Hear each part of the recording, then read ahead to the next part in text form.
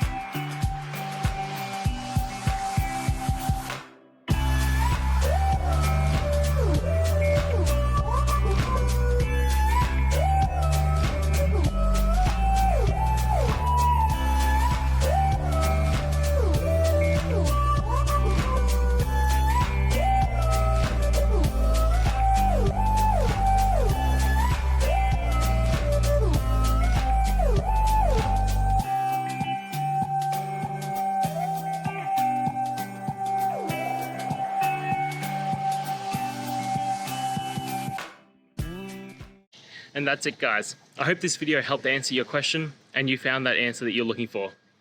Now, please hit subscribe if it helped. I really appreciate it. And I'll see you next time on another one of these videos. Cheers.